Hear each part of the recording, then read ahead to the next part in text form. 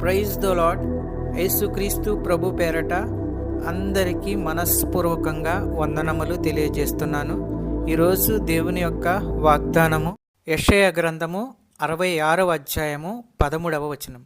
ఒకని తల్లి వానిని ఆదరించినట్లు నేను మిమ్మును ఆదరించెదను. ఈరోజు దేవుడు మనకు అనుగ్రహించిన అద్భుతమైన వాగ్దానాన్ని ధ్యానించుకుందుము. సహోదరి సహోదరుడా, దేవుడు వాగ్దానం చేస్తున్నాడు.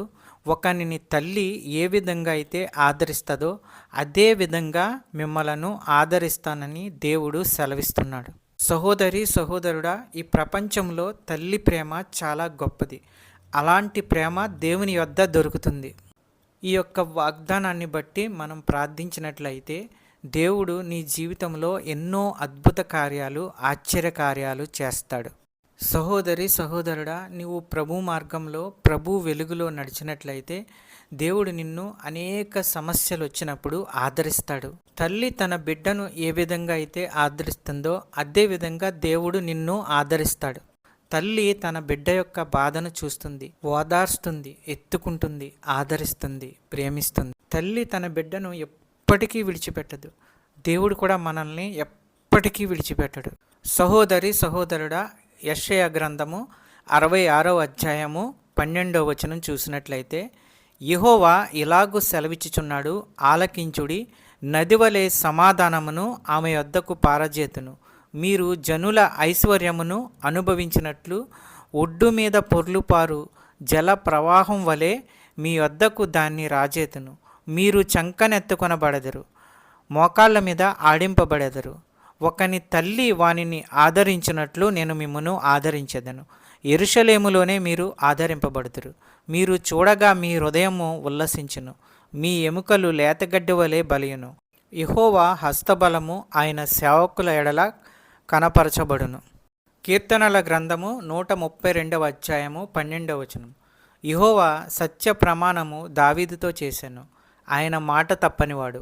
యెహోవా సియోనును ఏర్పరచుకొని ఉన్నాడు, తనకు నివాస స్థలముగా దానిని కోరుకొని ఉన్నాడు. ఇది నేను కోరిన స్థానము, ఇది నిత్యము నాకు విశ్రమ స్థానముగా ఉండును. ఇక్కడనే నేను నివసించెదను. దాని ఆహారము నేను నిండారుగా దీవించెదను.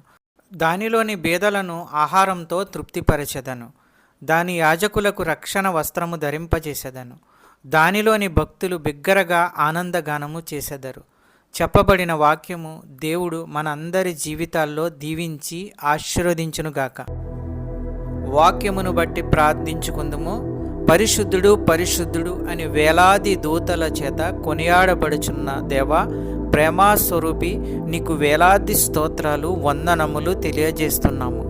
ఒకని తల్లి వానిని ఆదరించినట్లు ఆదరిస్తానన్న దేవా, నీకు వేలాది స్తోత్రములు. మీ యొక్క వాగ్దానాల ద్వారా మాతో ప్రతిరోజు మాట్లాడుచున్న అమూల్యమైన మాటలను బట్టి, ఆదరణ మాటలను బట్టి వందనములు తెలియజేస్తున్నాము. ఎందరైతే బిడ్డలు ఏ ఏ సమస్యల్లో ఉన్నారో, ఇరుకుల్లో ఉన్నారో, ఇబ్బందుల్లో ఉన్నారో, మీరే వారి సమస్యల నుండి విడుదల దయచేయండి. వారి యొక్క ప్రతి అవసరతను తీర్చండి. నీ కృపచేత ప్రతి ఒక్కరిని ఆశీర్వదించండి. నమ్ముతుండగా, విశ్వసిస్తుండగా అద్భుత కార్యాలు, ఆశ్చర్య కార్యాలు చేయండి. ఆర్థిక సమస్యల నుంచి విడుదల దయచేయండి. చిన్న బిడ్డల గురించి ప్రార్థించుచున్నాము. వారు స్కూల్కి వెళ్తున్నప్పుడు, వస్తున్నప్పుడు తండ్రి మీ దయాహస్తములతో వారిని కాపాడండి. మంచి క్రమశిక్షణ, చదువు, ఆరోగ్యము వారికి అనుగ్రహించండి. కాలేజీకి వెళ్ళే బిడ్డల గురించి ప్రార్థించుచున్నాము. మంచి క్రమశిక్షణ, చదువు, ఆరోగ్యము వారికి అనుగ్రహించండి. జాబు ప్రయత్నంలో ఉన్న వారి గురించి ప్రార్థించుచున్నాము. మంచి ఉద్యోగము వారికి అనుగ్రహించండి. సంతానము లేని వారి గురించి ప్రార్థించుచున్నాము. ఆ కుటుంబంలో బిడ్డలను అనుగ్రహించండి, సంతానము అనుగ్రహించండి. అద్భుత కార్యాలు, ఆశ్చర్య కార్యాలు చేయండి. అనారోగ్యంతో ఉన్నవారి గురించి ప్రార్థించుచున్నాము. వారికి ఉన్న ప్రతి అనారోగ్యాన్ని తీసివేయండి, బాగు చేయండి, మంచి ఆరోగ్యము కలిగించండి.